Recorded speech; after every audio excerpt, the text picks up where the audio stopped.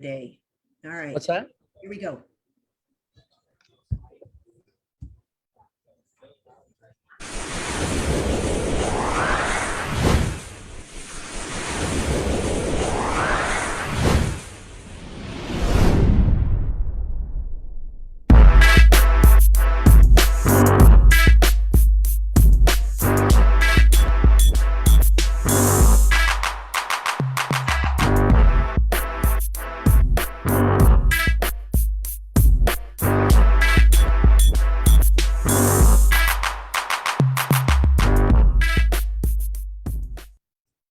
Thanks for joining us today for Master Coaches Wednesday Weekly Buzz and our after show Buzz Reaction.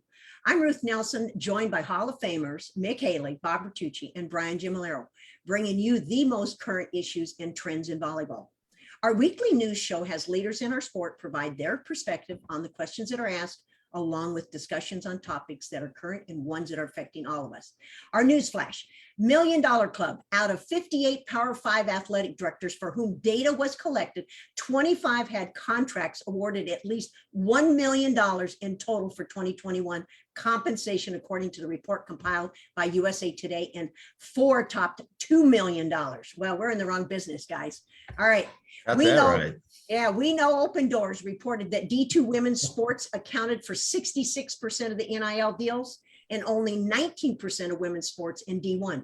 There are many more companies entering the market. However, Open Doors slated that players are receiving 47% of their compensation for posting content.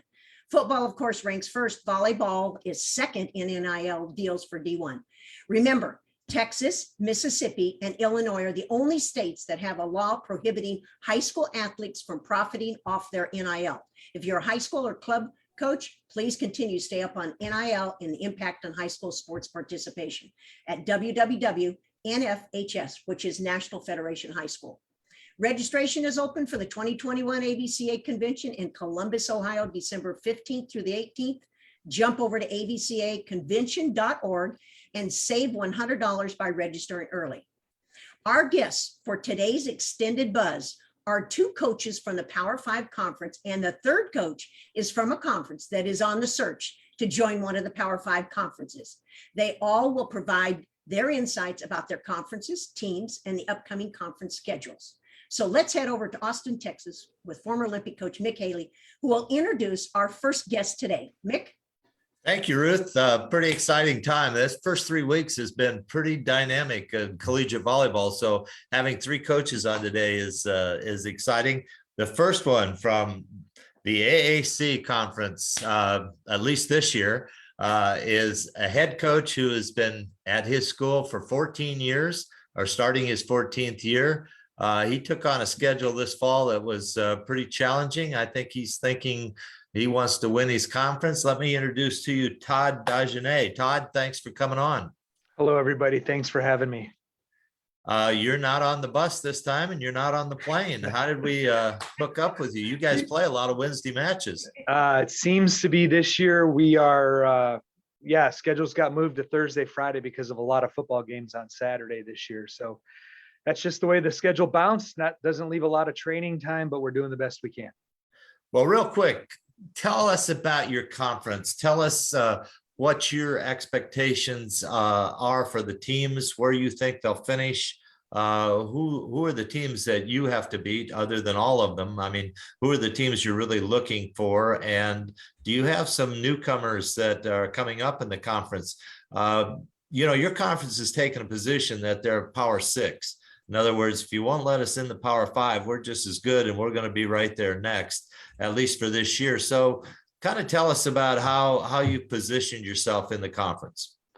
Yeah, I think this started a long time ago where there was a lot of frustration. A lot of us were on the verge of going to the Big East, and that was the 5th Power Conference at the time. But then the Big East broke up with the basketball schools going one way and the football schools going the other way. That created the American Athletic Conference. And so how would I describe the American? It's one of the best all sports conferences that nobody knows about.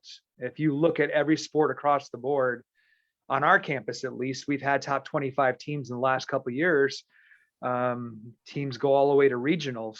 Teams go to Final Fours. But because we're a relatively new conference with relatively unrecognized schools, especially once you get past the Mississippi, not many people know who we are until you say, well, we're in with these teams, and they say, oh yeah. But I think that switched when Cincinnati football and when UCF football started to get better and started putting themselves in New Year's Eve and New Year's Day bowl games. All of a sudden people started to recognize what our conference was. They still don't know what to make of it though. So who are the teams to beat in your conference for volleyball? Well, we were voted number one, which is the kiss of death. I never have liked that. But besides that, I tell you what, I mean, you guys know what it's like. You go into a conference where there's so much parity 1 through 6. It depends on staying healthy. It depends on how consistent you can be in your serve and pass. It depends on, especially with the quick turnaround this year, how can you maintain mental focus over a long period of time when your body's used to having a month or a month and a half break? So I think you look at Tulane, you're going to look at SMU, you're going to look at Wichita State. Temple struggled lately, but they still have talent. There's 6 or 7 deep that could potentially win the conference this year. So do you have a tournament at the end of your round robin play, or you just do round robin play? They just changed this year. I think common sense finally prevailed, and we're just going 20 matches round robin. We have 11 teams in the conference, so we'll just play everybody twice. That's easy. And I've always been an opponent of a conference tournament, and this is why. There's a year that we went 18-0, and the thought of losing it on a weekend really bothered me. And then we had Cincinnati, the Cincinnati juggernaut, who went undefeated in conference, and then UCF gets lucky one weekend on one day and beats them in 5, gets a couple breaks here and there. And Cincinnati's 3-month body of work knocks them out of the top 25, knocks them out of a seed. And I'm just not a big fan of playing 3 or 4 matches at the end of the year in 48 hours. I don't think it's healthy. I don't think it's safe. Plus, I don't think it's fair to the teams that have earned that spot over 3 months. Who are you playing tonight? We don't play tonight. We play tomorrow, and we've got Miami, University of Miami. We'll have Florida Gulf Coast again. We just played them last week. And then we'll have Florida Atlantic. So it's 3 top 100 teams and 2 top 50 teams, kind of going along with my idiocracy and scheduling. And then you start your conference the following week. That's right. Okay. Who's up for Todd? I'm up. It says on my screen that my internet is unstable, and I apologize. It's kind of consistent with my personality. I was going to say that, but I'm glad you volunteered. That's good. Well, welcome. Well, I hope you can hear me, and I hope your team is more stable than my internet. Tell us about your team. Tell us, give us some insight into your team itself. It's a unique team. We've been around, the core group has been around for 4 years, and they've won the conference championship 3 of those 4 years, and then took second in their freshman year. So we're a pretty senior lady who has been successful. They found ways to win when it matters, and they're tough. They're tough on each other. They definitely have that championship mentality. Just the way the NCAA tournament goes, you get seeded in your region. And so that means we're playing Florida first or second round, no matter what. And Brian, I'm sure you know about that feeling, because when you coached at Long Beach, it was the same way. You were going to face UCLA or USC in the first or second round. Every year, 28 years, we never left the West. We knew the feeling. We're the only team that never moved. Right. I wasn't really happy about that. But what do you see yourself in the national picture? Where's your team there? I think right now in the unofficial RPI, we're hanging right around 48, 49, 50. And we're 4 and 5 right now, but all 5 losses have been to top 20 teams. So I think we're a team that can compete at that level and win at that level. We just did this weekend with Florida State. But I think we're a team that still has a lot of room to grow, because we do have younger players in key positions. And I really like that ability to grow into who we're going to be, because we're going to be a much better team in October than we are right now in September. I think the key is improvement. I mean, the reflection of the coach and the reflection of the players has to do with improvement. And I wish the best for you. Again, the scheduling, good luck. I've never figured that out. So this is your last weekend, right? This is our last non-conference weekend. And we did this because what happens if we go through and we're 18-2 and we don't win the conference? Does the American get a second bid or not? We didn't want to leave any chances. So we went out and we scheduled as hard as we could. And you know what? That good competition gets us ready for conference. There's going to be nobody in conference that we haven't already played yet. Yeah, good So- for you. Do you want to mention any particular player? Well, McKenna Melville really is the one that stands out for us. She's the player of the week this week in conference. And I don't know, I think she averaged 5.5 kills a set and also over 5 digs a set. So she's a national team caliber player. She could probably play libero at the national team at 6'1" really well. But yeah, she's been our everything: front row, back row, blocking, passing, serving. She's been our most consistent player now for 4 years.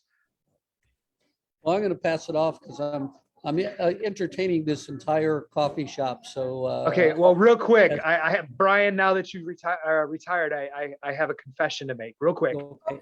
All right. Every time you walk in the gym, you've always measured the net. I used to always set the net 2 inches low just to piss you off. I can admit that now. I hate to tell you that it was a real pet peeve of mine. I used to think if a basket in a basketball court was 1/10 of an inch off, the coaches would go crazy. So I figured you were right. You're right. I just have to admit we did that for nothing more than for fun. So, but I want you to know I've always respected you. Todd, let me ask you a 60-second or less question. Okay. This is a big time question. So it's been reported in D1 Ticker that University of Central Florida will go into the Big 12 conference, and you will be one of 3 other teams from your conference going in there in the future. What does that look like to you as far as volleyball? You will be a Power 5 when your school goes in there. And what does that competition look like? You know, that's what we've been striving to do forever is try and get admitted into a Power 5 conference. And politics really is strong in some leagues you can't get into because you can't get the votes. But the Big 12 with their situation with Oklahoma and Texas leaving really left a void. And I think the Big 12 hit a home run by bringing in BYU, Cincinnati, ourselves, and Houston, because they're bringing in football, they're bringing in basketball, they're bringing in top 25 Olympic sports. And so, you know, I think we really have the chance to help the Big 12 really diversify top to bottom and make it a very competitive conference. Well, especially in volleyball, huh? Oh, no doubt. Yeah, you start with Baylor. I mean, even if we slot in at the beginning at number 6 or 7, we're going to be good. That's a conference. It's going to be 7 or 8 deep and should be worthy of 5 bids total. That's pretty exciting. Well, I know Ruth is probably running out of time here. How are we doing, Ruth? I think that the last question, real quick one, how's NIL in working with your team or any particular player? Because we have like 1 minute left. Sure. Yeah. You know, that was something that we saw coming from the beginning, especially being in a big city and a very progressive athletic department. So we were on board with this thing 2 years ago. We already had things set up. When the date triggered, we had a company that was managing everything. And a lot of our athletes have already signed with various outlets, and we're embracing it. You know, 10 years ago, I would have never, ever thought of this, and I would have hated it, but I can see where it is now. I can see why it is. So you have 2 choices. Either you embrace it or you dig your feet in, and your athletes want you to embrace it. So we're going to embrace it. Okay, our time is up. Thanks, Todd, for being on our show today. And we Nice to wish see you, you Todd. great Good to see you. success. Good to see you, Todd. Good luck, Todd. We Thank wish you. you great success for this fall season for the road to the Final Four. Well, And thank you very again much. for coming on. It's a pleasure to be on with so many people I've known and respected for so long. Thank you. All righty. We now go to an SEC coach and her team, which is ranked number 22 in this week's AVCA poll. And Bob Bertucci will have the pleasure of this introduction. Bob? Thanks, Ruth. And it is a pleasure to introduce this coach. She's entering her 4th year at the University of Tennessee, Eve Rackham Watt. And, I'm real excited to introduce Eve.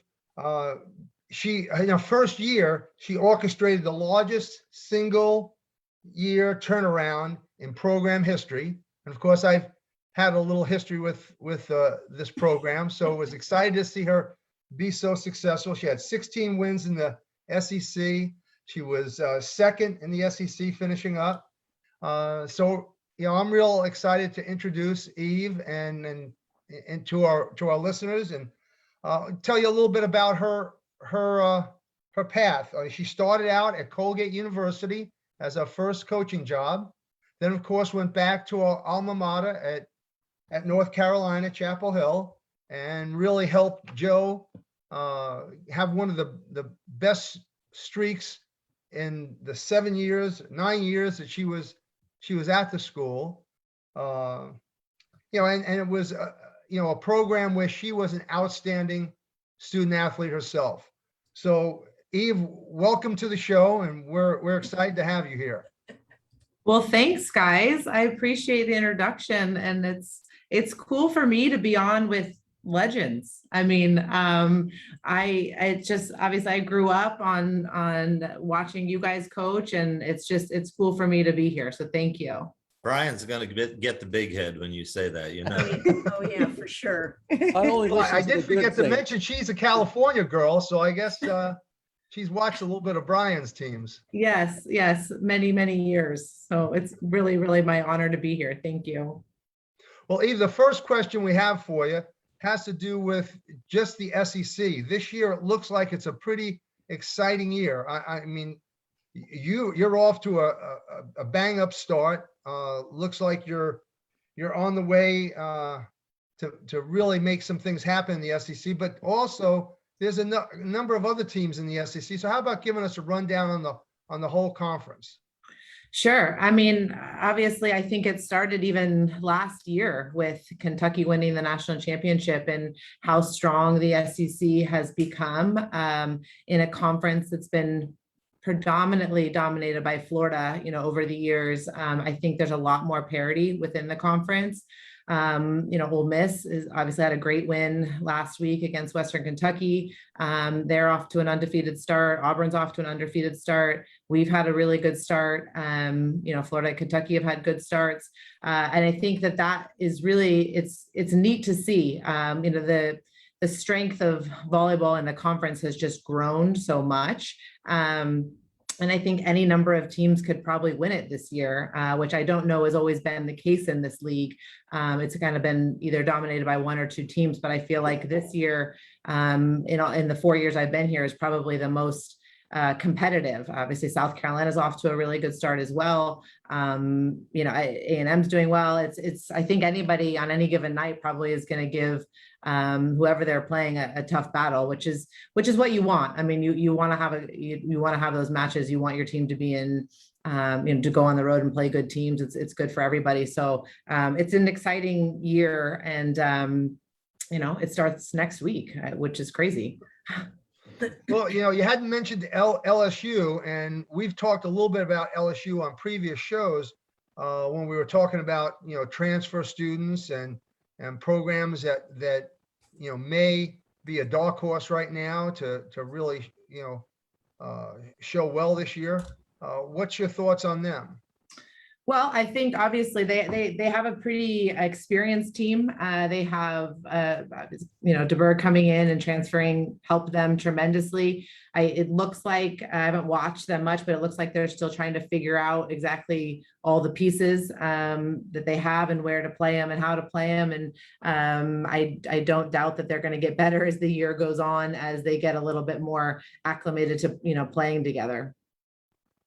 Okay, and yeah, like you said, Florida has been traditionally, the number one team in the SEC for the majority of the years that the SEC has had volleyball. This looks a little different this year. What does Florida look like? Well, they're good. They're always good. They've got two great outside hitters. They've got a really good setter. They're big and physical. I think that they can score a lot of points. They have offense from everywhere. They make it tough to score because they are big and they've got a really good libero, and so their floor defense is good. I think obviously if you've watched them, they're still trying to figure out the opposite situation with the graduation of Holly Carlton. It looks like they're trying to figure out who's going to play in that opposite. So they're, early in the season, I imagine they're trying to, play a few different people in that spot and see what works. But again, same thing. I'm sure they're going to get better as the year goes on. Well, I think I noticed that you are 5-1 right now, with the only loss going to Pittsburgh in 5 games. I thought that was kind of interesting because back in 1980, when you weren't born yet, and Mike Hebert was at Pittsburgh and I was at Tennessee, we were having 5-game matches all the time. And every year it just changed. One year they would win in 5. The next year we would win in 5. So that's showing real good for you guys. I think you're really on top of your game. And I'm going to turn this over to Mick because he has a lot of questions he wants to ask you about your team currently. Okay. Well, I am going to jump in there because I just know coaches hate talking about the opponents. They want to talk about their team, and I don't blame you. But good rundown there. I think your conference is pretty exciting this year. Hey, Eve, tell us who's your leader. Who's your leader? Who's your go-to for points? And who's going to make the big plays this year? Who do we want to watch at Tennessee that's special? Yeah, I think one of the neat things about this year's team is that we are really experienced. So we start juniors and seniors and a graduate student. So we have a lot of players who have been out there.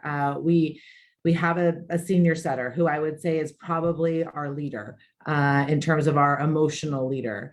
We have, and her name is Natalie Hayward. She transferred to us from DePaul.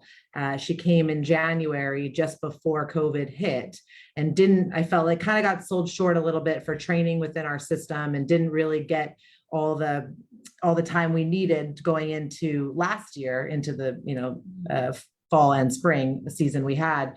And so I felt like, but she did get named captain within a couple months of her being here. And I think it just kind of spoke to how the team felt about her, what she did off the court, just the intangibles that she brings every year. And I think you guys know, if you've got a senior setter who's your leader and captain, usually your team's in a really good place. And so that's been great for us. Lilly Feltz is our 4-year starting 6 rotation outside hitter. She's played in more matches than anybody else on our roster.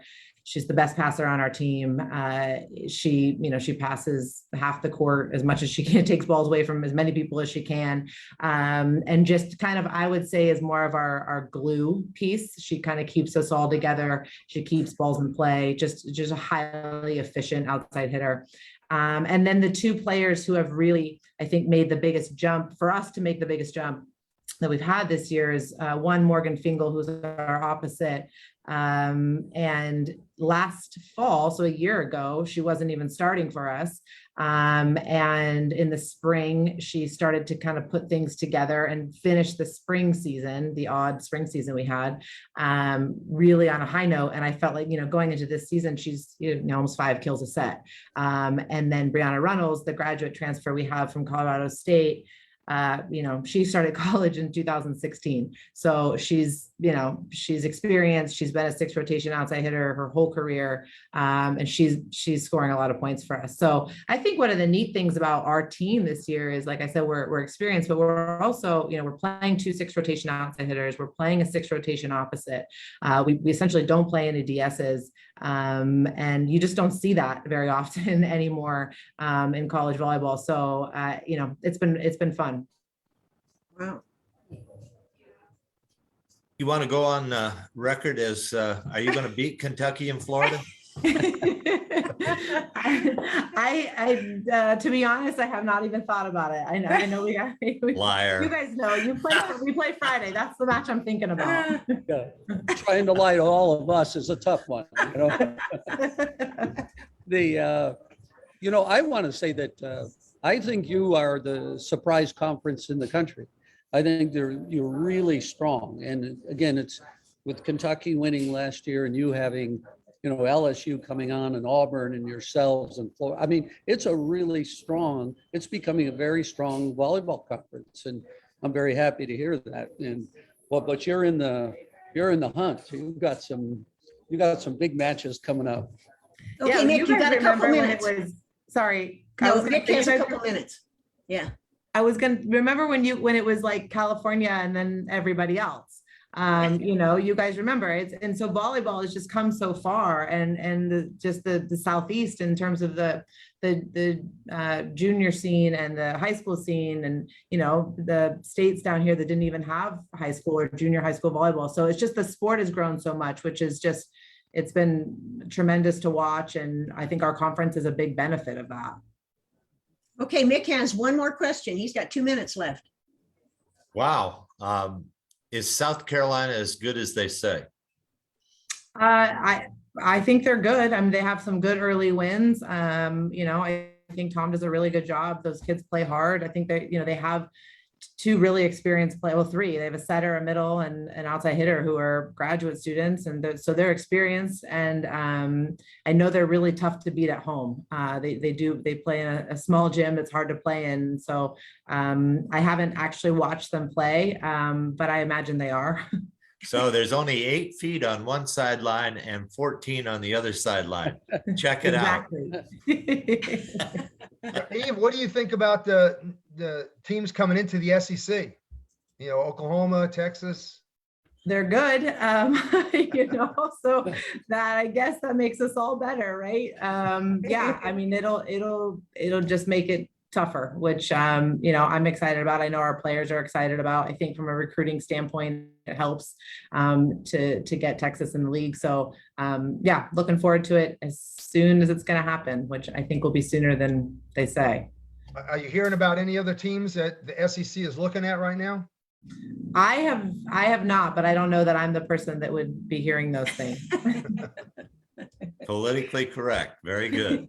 Okay, guys, our time is up. We thank Eve for being on our show, and we wish you great success for the fall season, for the road to the Final Four. And you noticed that I didn't get my question in, but congratulations on being at Tennessee and forever being at North Carolina. Thank you, guys. Thank you so much for having me on. Yes. Good luck, Eve. Thanks. Hall of Famers with years of success bring you drills across all positions, teaching keywords for all ages and ability, and offensive and defensive strategies, and much more. Take advantage of MasterCoaches Stream 18 full-length on-demand video series by heading over to our Instagram, VB MasterCoaches, or our website, volleyballmastercoaches.com. Missed one of our shows? Jump over to Instagram and click on our YouTube channel. Facebook, follow us, Volleyball Master Coaches. Instagram and Twitter, VB Master Coaches. Special shout out to Baden Sports and SNA Sports, and thanks to our content providers, NFHA, JVA, Coaches Insider, and AVCA. Want to make a difference? Please remember to renew your AVCA membership. This one organization that represents all coaches at all levels when lobbying for changes that are needed in our sport. And you can make a difference by registering at avca.org. We now close out our first part of today's extended buzz. And please stay on as we will introduce our third college coach and end with our regular buzz reaction, where our master coaches will recap today's extended buzz. A special thanks to our buzz and buzz reaction digital Dr. John Foreman, who has been with us 69 weeks and enjoyed the pure fun and entertainment. Well, at least that's what Mick, Brian, and Bob say. All righty.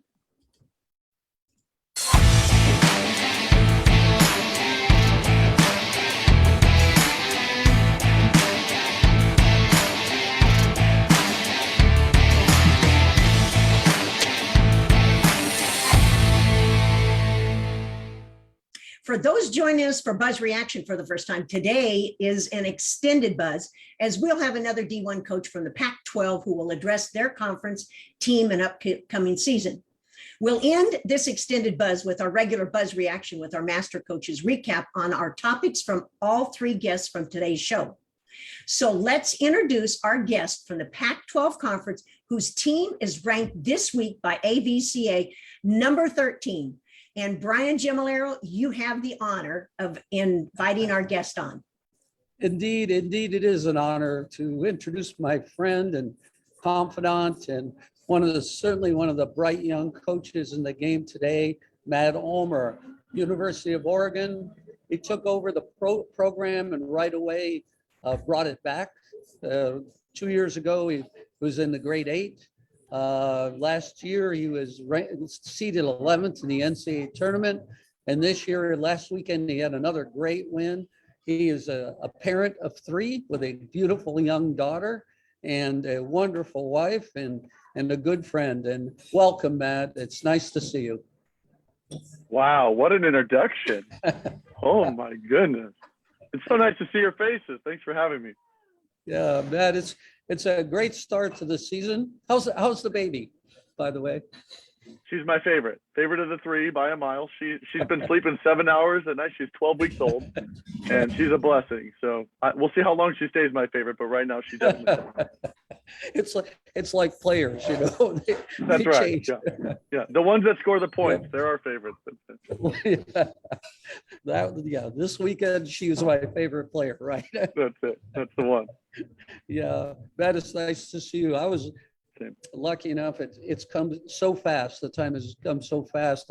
Matt started in our program at Long Beach State and paid his dues and won a championship on the beach and still is a beach coach and does them both. And it's just an honor to see you and see the success you've had. It's so quickly. First of all, tell us about the conference. Everybody knows the Pac-12, but give me your analysis of what's going on so far and what do you see, Matt? Yeah, I think we're as deep as we've ever been, top to bottom. I think a lot of everybody's battling adversity, right? I don't care which conference or which team, everybody's dealing with it more and more the last 2 years probably than ever. But I think, I saw Stanford in our gym this weekend and I think, so talented. And it's just a matter of time, before everything comes together. And it's probably day by day with them, as you saw with Nebraska yesterday. And I've tried to watch everybody, but I think, we have a handful of teams that can compete to be in the Final Four this year. I think whatever our bottom is, it's, they're dealing with injuries. And so they're trying to get healthy so they can make a run. And I think you have some other teams that are right on the cusp, like the Arizona States of becoming really dangerous. And so I think, the Pac-12 is always tough. Mick, as you know, it's hard to really appreciate the Pac-12 until you're in it, what that grind is like of every night playing a tourney caliber team. I think it's really fun for the players and it's horrible for a coach because you never sleep ever. You're always nervous and you're always trying to get better. And I think this year is just like all the others where everybody is so good and the coaches are so good. And, we're looking forward to the Pac-12 season. So, you haven't learned yet. Sorry, Brian. I was just going to say he hasn't learned yet about the sleep thing. You got to sleep because you can't do anything about it anyway. You just got to go out there and play. I've gotten better at that the past year or so. I think with COVID, it just kind of teaches you that things are out of your control. So just do the best you can. And I think you're right. Get sleep when you can. No, Mick's lying. He didn't sleep for 40 years. Yeah, I don't believe him either, but we try. The effort, the intent is there. It's the intent. We'll listen to how wise we are now that we're retired. Yeah. So, yeah. Well, so bad. And where do you think your team ranks in all of this? I know it's an older team now. It's a team you've had in the past. Your team is back. So what are the bright spots in terms of not about the team, but how do you fit into that conference in terms of maturity and all that? I think we have a chance to win every time we play. I mean, we're pretty good. Our defense is number one. We serve and pass as well as anybody in the country. I'll take us over anyone. So I like us. Mick, I'll give you some numbers. We're earning 17.6 points per set this year, which we're not quite there, okay, but we're on our way to 18.5, I believe it is, Mick, if I heard that right. Well, let me give you a benchmark. Kentucky was 19.03 last year, and those held up. because Texas was right there at 18.7 and they couldn't get them. Wisconsin, I'm sorry, was there at 18.7. They couldn't get them either. Yep. And we're giving away 7.6, which is too high, right, Mick? We're going to cut that You down got to to get it down to 6. 6. Yep. So I think, we're on our way for this part of the season. Again, we had protocol stuff where we lost our lineup there. And then Nunaville, our All-American left, who, if you guys haven't seen her in person, I wish that we could find a way for you to see her because she's spectacular. I've never seen anyone like her. She's spectacular. But she was injured and played last week with an ankle that ballooned up to this size.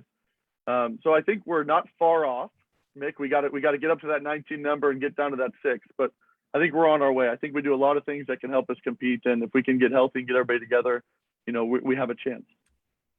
Thanks, Matt. I'm going to turn this over to Ruth. But by the way, you're the only guy listening, Ross, the only one listening to Mick. So congratulations. Oh, I'm a no, long you had to say that. listener. I'm a long time listener, first time on, Okay, well, Brian, you actually had a couple minutes and I'm going to let Mick ask, but I'm not going to let him ask before I ask.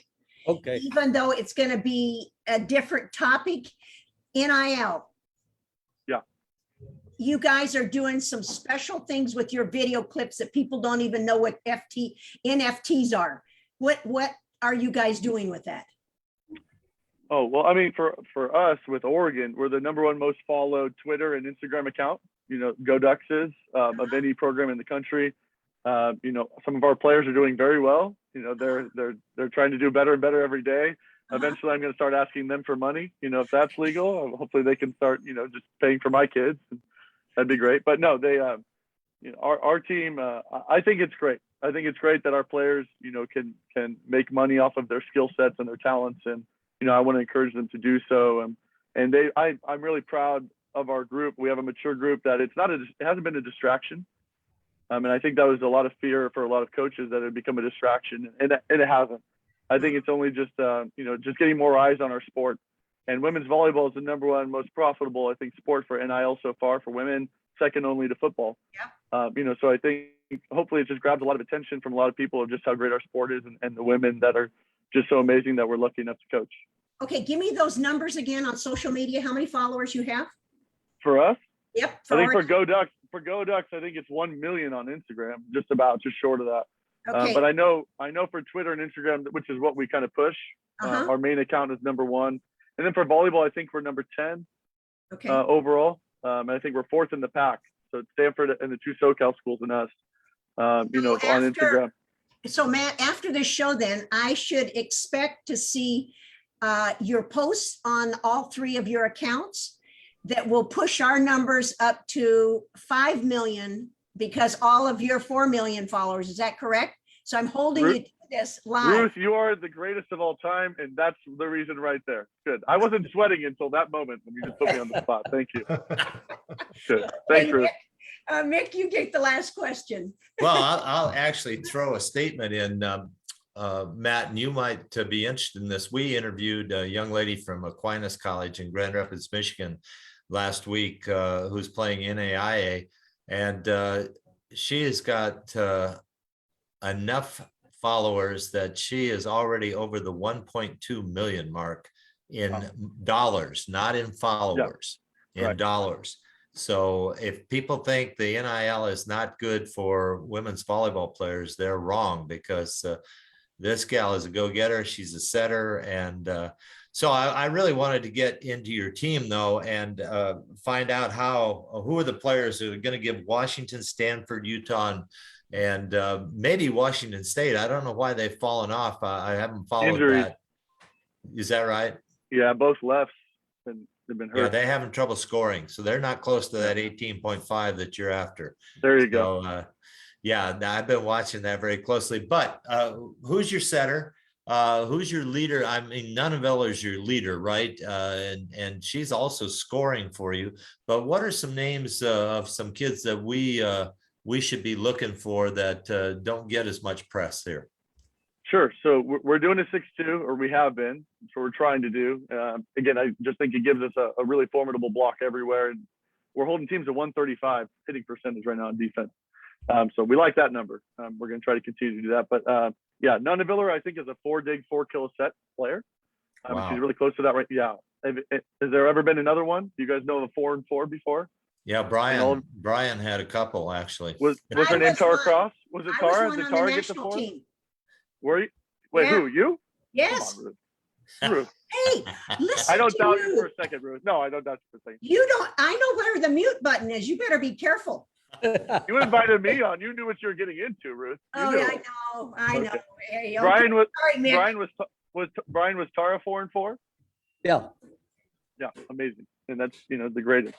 Yeah. So Brooke's doing things like that, and she's passing over a 2.5, for the team. So just really spectacular. Our rights are Gloria Mutiri, who transferred from Kansas State, and Morgan Lewis. And I think they're both really close to being high-level opposites for us. And again, I think that can set us apart. Carson Bacon in the middle was all Pac-12, and I think she's on the cusp of being an All-American.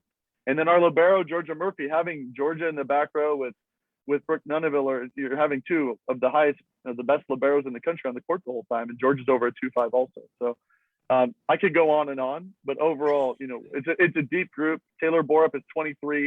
She's going to be 24 this year. She's a 6th year. And she's healthy. And I think that's another big piece for us to have scoring on the left. So, you're pushing the odds here with the 6-2 because nobody's won playing a 6-2 since we did in 2002 and 2003.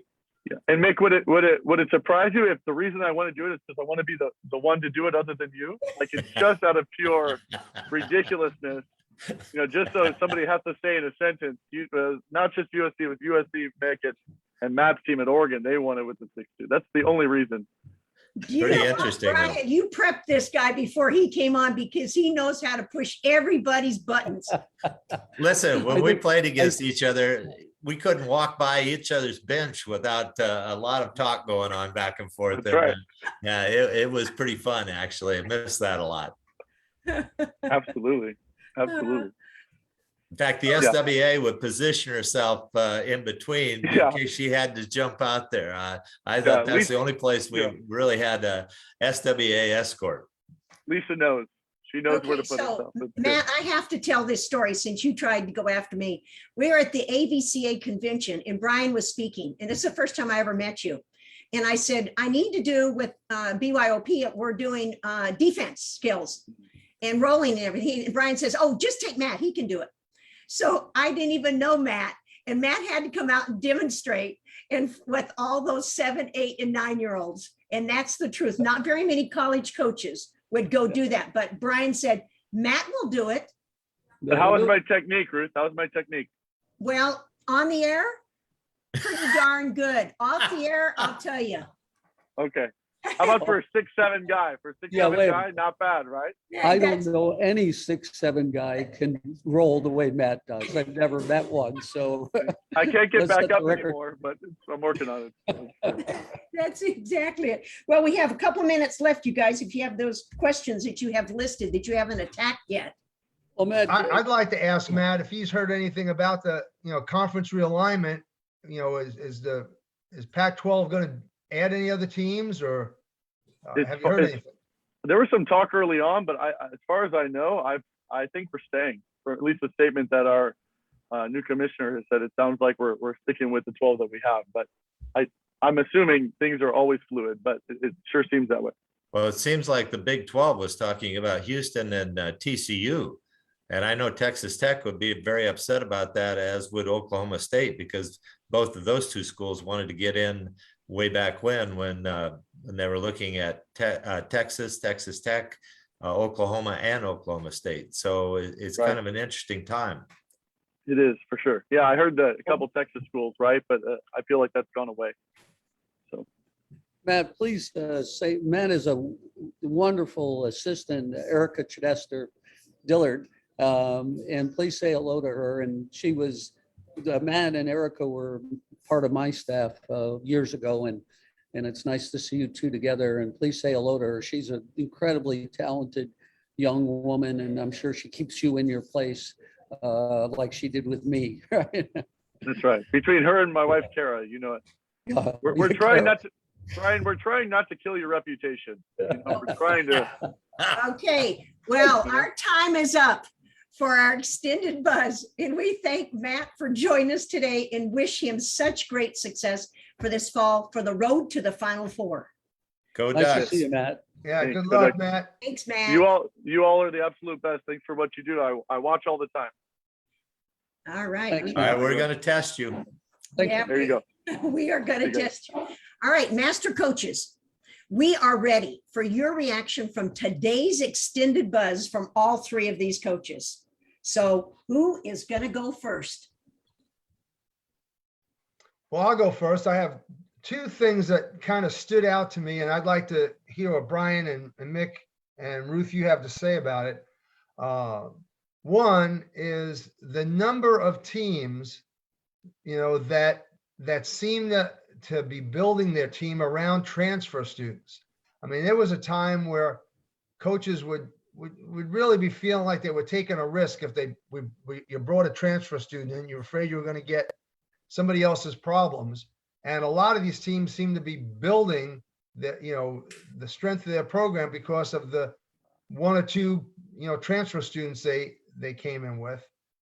That's one thing. The other thing I thought that really struck me was when we were listening to Eve, SEC has always been one of the, if you will, Power 5 conferences, but it was because of football. It wasn't really because of anything else.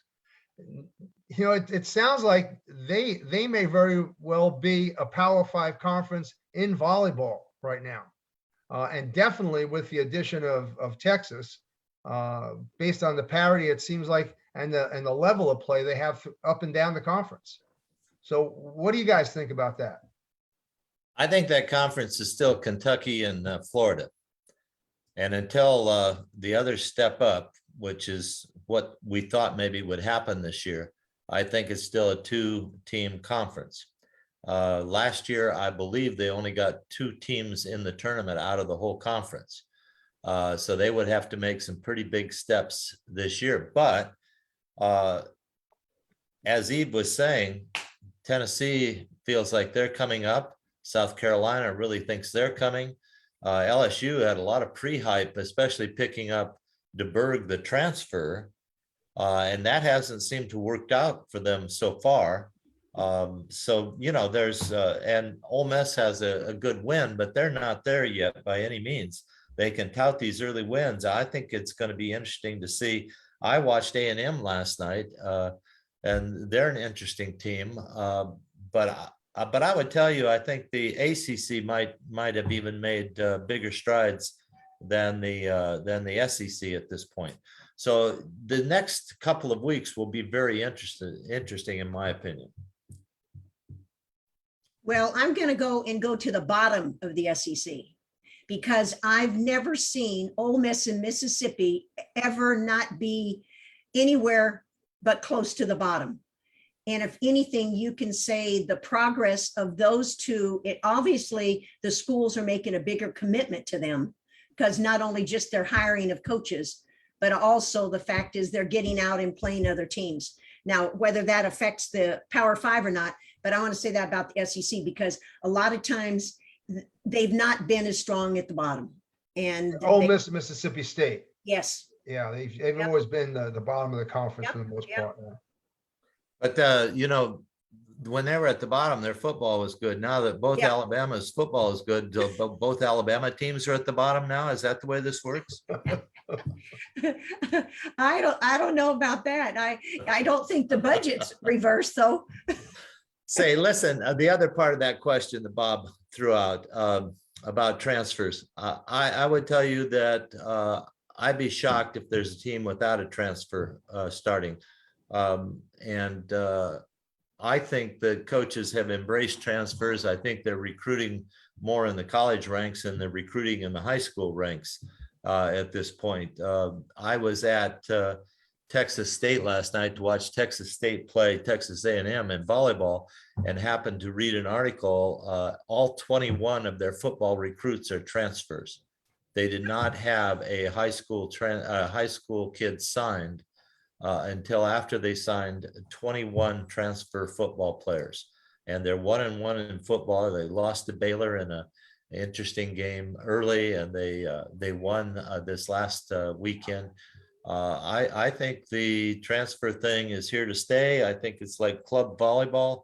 You're going to steal the best players out there. I think it's going to have coaches at each other's throats. So far, I don't see that yet, but I just remember what Terry Pettit said when he was on, and he's been harassing you today, Ruth, I know online, but he said if he trained a setter for 4 years or 3 years, and now it was her turn to start, and she decided to transfer, he would just be, if not angry, totally heartbroken to put in all that time and effort and into a youngster and have them leave before it was the time for them to show all the good things that happened from the training. So I know Brian had players wait in line to play.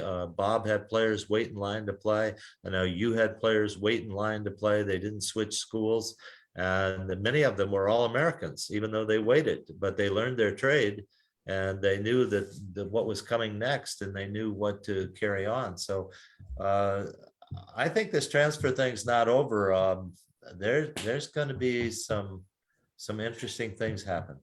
I'm just really shocked at the number of teams and coaches that have, embraced, if you will, the whole transfer thing. Where, years ago, you would always, at least I would always question, why does this kid want to transfer? What's wrong? And I would usually call the coach up and say, hey. Well, we can throw that out there, just like Rollins leaving Minnesota, going to Penn State. The other youngster leaving Maryland, going to Penn State. Kid going. Minnesota doesn't replace her, doesn't replace Rollins, just the next person in, Weenus, a kid from North Dallas.